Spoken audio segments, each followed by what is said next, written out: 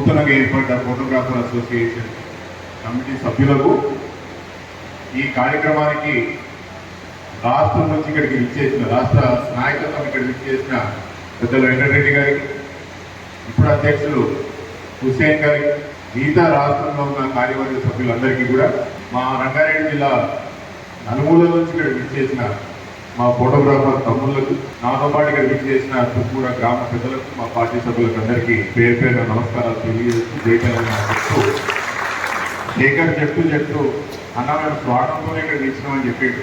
నేను మాత్రం ఎటువంటి స్వార్థంతో రాలేదు. ఇప్పుడే నేను స్టేజ్ మీద ఎక్కుతున్నప్పుడు సార్ నేను గుర్తుపడ్డా కానీ మా నాన్నగారి గురించి ప్రస్తావన తీసింది. నాన్న ఎప్పుడు నేను చాలా చిన్నగా ఉన్నప్పుడు రెండు విషయాలు చెప్తుంది.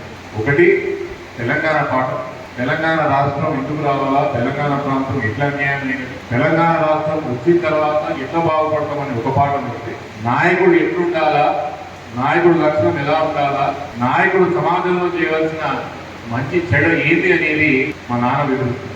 దాంట్లో ఒక విషయం మాత్రం నాకు బాగా గుర్తు. మనం చూడగానే మనం నమ్ముకున్న వాళ్ళకో, మన వాళ్ళకో, మనతో ఉన్న వాళ్ళకి ధైర్యం రావాలి. ఆర్థిక సామాజిక అభివృద్ధి ఏదైతే తెలంగాణలో జరిగిందో, ఈరోజు పెద్ద రాష్ట్రాల్లో మనం ఒక్కసారి గమనించాలా, తలసరి ఆదాయం పెద్ద రాష్ట్రాల్లో నంబర్ 1 స్థానం తెలంగాణ ఒకటే.